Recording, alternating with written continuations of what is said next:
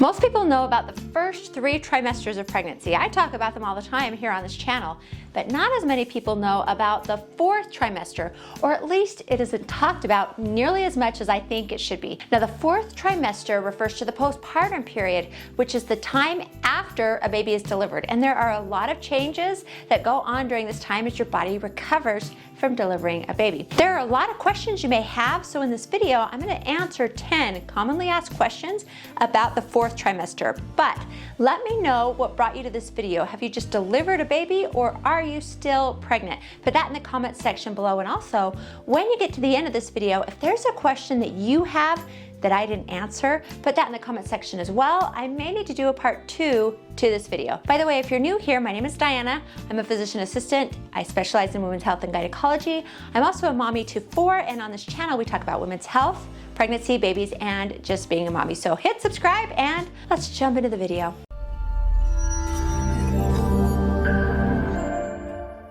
Today's video is sponsored by iRestore, and I'm going to talk more about them in just a minute, but on to question number 1. How long will it take to physically recover from childbirth? So there are several factors that will influence how quickly you're going to recover. If you deliver vaginally versus C-section, your overall health, and if there were any complications during delivery. But in general, for a vaginal delivery, the recovery is about 6 weeks, and during that time, you can experience vaginal soreness, bleeding, and uterine contractions as your uterus is returning to its normal size. Now, C-section could take longer to heal, understandably, since you're healing from an abdominal surgery, but the initial healing process also takes about 6 weeks, but internal healing might take a little bit longer. Now, you're going to want to follow your OB's advice on when you can return to normal activity and advice for pain control if you need it. I was definitely in a lot less pain after my vaginal delivery than I was after my C-sections. However, for both my vaginal birth and my C-sections, I felt well enough to start working out again by 6 weeks. Interestingly, I thought I could start jogging again earlier with my vaginal birth because I wasn't hurting. So I went out for a slow jog at about 5 weeks. And even though I wasn't hurting, I could tell my body was not ready for that. So I just rested for another week and then tried again. And I was really surprised that just that 1 extra week really did make a difference. And I felt a lot more ready to work out again. Question 2. How long am I going to bleed, and why does this blood look so different than my normal periods? So the vaginal discharge after birth is called lochia.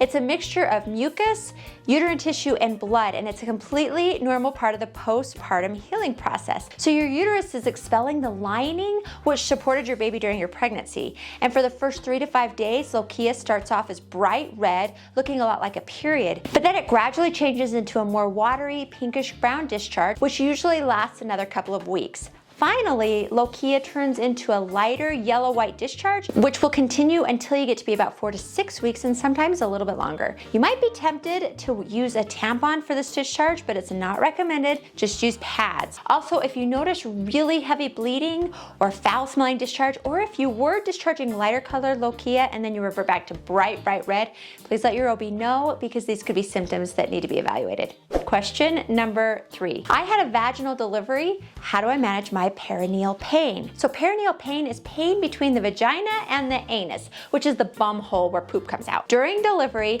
that area is really stretched and it can become bruised or torn. This makes it uncomfortable to sit, lie down, go to the bathroom, walk, pretty much everything at first. But don't worry, most women heal really quickly, but here's how you can help.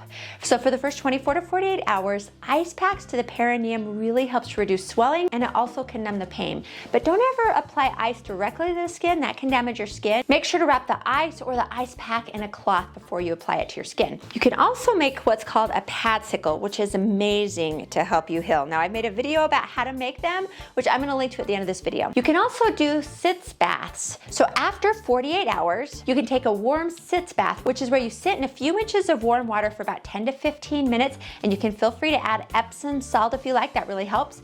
And you can do this several times a day, and then also after bowel movements. This really helps to provide pain relief and also helps you to heal. And then there are over-the-counter pain relievers like acetaminophen, which is Tylenol, or also ibuprofen. But again, talk to your OB first, or they might prescribe you pain relieving medications. Also, you want to make sure to practice good hygiene. This is really important. You're going to want to make sure to keep the perineum clean, and an easy way to do that is to get a peri bottle. They look something like this. You fill it with warm water and you squirt it over the area while you're urinating and then also after. It's really helpful. And then finally, just rest as much as possible to let your body heal. Question number 4. What are baby blues and postpartum depression? So both are really common and neither are talked about enough. So baby blues is a feeling of irritability or feeling down, having mood swings, crying easily, and this often starts within the first few days after delivery and then resolve on its own within 2 weeks. Postpartum depression is more severe and it lasts longer than baby blues. It often starts within the first few weeks after delivery, but sometimes it doesn't appear until a few months after you've delivered. Women often feel intense feelings of sadness, anxiety, mood swings. They'll have difficulty bonding with the baby, feelings of hopelessness, feeling overwhelmed, tired, loss of interest of activities that you used to love, or thoughts about hurting your baby. So anyone who is experiencing symptoms of postpartum depression absolutely should see their healthcare provider. It's important to recognize these symptoms early and to start treatment. So treatments include counseling, support groups, and then also medication.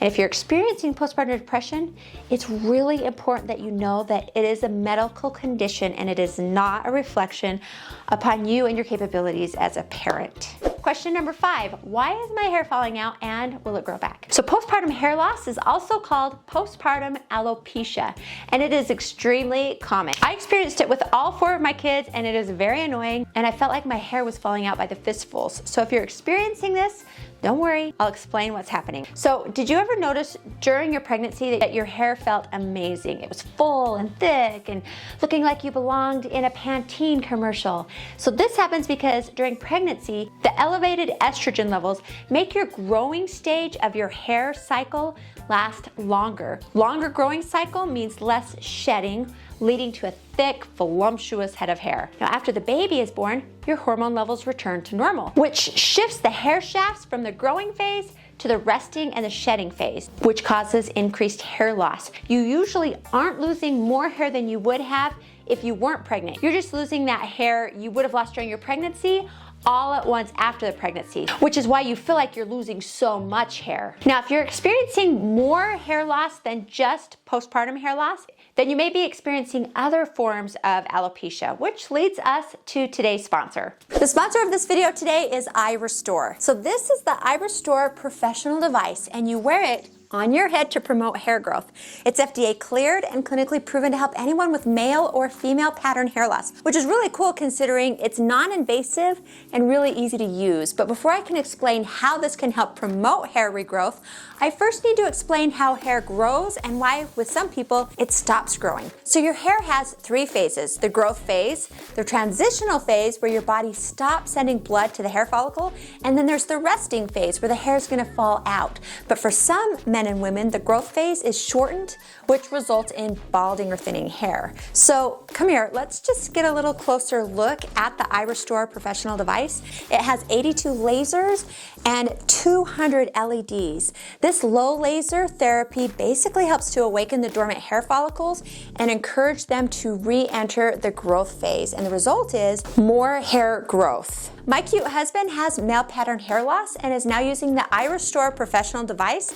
They recommend that you wear this for 25 minutes every other day. iRestore can't guarantee hair growth for everyone, but they can guarantee that if you aren't satisfied with your results by 12 months, they will offer you a full refund. Now that being said, a study showed that 100% of users saw improved hair growth with an average of 43.2% increase in hair count. Now I'm going to put a link in the video description along with an exclusive Diana in the Pink code for $400 off. Check them out if this is something that could help you. But for now, let's get back to the video.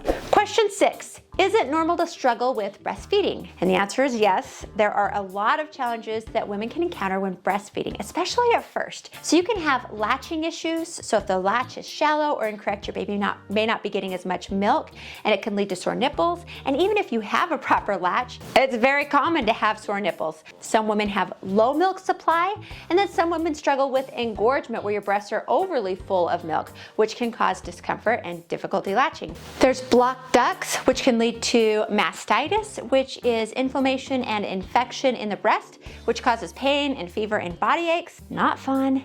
And then there's just the exhaustion and stress of breastfeeding, especially at first. So make sure to get plenty of rest, let others help you. There are breastfeeding support groups. I've done a few videos about common breastfeeding problems, which I will link to right here. Check it out after this video. Just remember, every breastfeeding journey is unique. Some women have more hurdles than others and some women have less. Do the best you can. Don't beat yourself up if you can't or you don't want to breastfeed. Just do whatever works best for you and your baby. Question 7, how can I tell if my baby is getting enough milk? So if you're bottle feeding, it's obvious. It's really easy to see how much formula your baby is getting, but you don't have measurement lines on your breasts telling you how much your baby is drinking. So if you're breastfeeding, there are other ways to tell that your baby is eating well. So newborns typically feed about 8 to 12 times in 24 hours. And as long as your baby is latching well and feeding effectively, this frequency is a good sign. Each feeding session usually lasts anywhere between 15 and 45 minutes, but this can vary quite a lot. And when they're nursing, you can hear your baby swallowing, and then when they're done, your breast should feel softer and less full. You can also watch for signs that your baby is hungry. So crying actually is a late sign of hunger. So instead, look for earlier cues that your baby is hungry, like watching for something called the rooting reflex. Now, the rooting reflex is where your baby turns their head and opens their mouth when their cheek is stroked. Also keep in mind that your pediatrician will be monitoring their weight to make sure that they're growing properly. Question 8, how do I manage the sleep deprivation? So I'm not going to sugarcoat this one. The first few weeks can be a little rough as far as sleeping goes, just because the newborn has irregular sleeping patterns and they need frequent feedings. But here are a few tips that do help. First, sleep when the baby is sleeping. Now, this advice is really great if this is your first baby, but you can't really nap if you have other little kids to take care of, unless you have somebody that can help you. So if possible, make sure to accept help that's offered to you. It's really helpful, not only for the day, but also the nighttime as well. So your partner or another family member can help you by changing diapers in the middle of the night, or you can pump so that they can feed the baby at night so that you can get some sleep. Try to establish a good bedtime routine, creating a comfortable sleep environment for your baby, somewhere that is quiet and dark. Now, the American Academy of Pediatrics recommends having the baby sleep in your room, not in your bed, but in your room for the first 6 months to reduce the risk of SIDS, which is sudden infant death syndrome. Question 9. When can I start exercising again? Now, this is going to vary greatly depending on the type of delivery you've had, also complications during your delivery, and also your physical health. Most OBs will give the green light on exercising at 6 weeks. And when you do begin, listen to your body, start slowly, and then also be patient with yourself. Finally, question number 10. When is it safe to resume sexual activity? Now, again, most OBs will recommend that you wait till after your 6-week postpartum check to make sure that the cervix is closed and that if you tore, that the incisions have healed. But keep in mind that there are a few other things to think about with this as well. On top of being physically ready, you also need to make sure that you are emotionally ready as well. Also, the breastfeeding hormones may cause more vaginal dryness. So if you need to, make sure to use a lubricant. You'll also want to know ahead of time what you want to do for birth control, because breastfeeding is not an effective form of contraception and you absolutely can get pregnant even if you haven't had a period yet. So unless you are wanting to get pregnant again right away, make sure you have plans for birth control. Now, like I mentioned earlier, if I didn't answer a question that you have, put that in the comment section below. Hit like, but only if you liked this video, and then subscribe for more content like this. Now, once again, I want to thank iRestore for sponsoring this video. There is a link in my video description where you can check them out. And if you use my code that is in the description, they will give you a discount. Now, I mentioned earlier in my video about how to make padsicles. They're a lifesaver, and I'm going to link to that video right here. Click on that, and I will see you over there.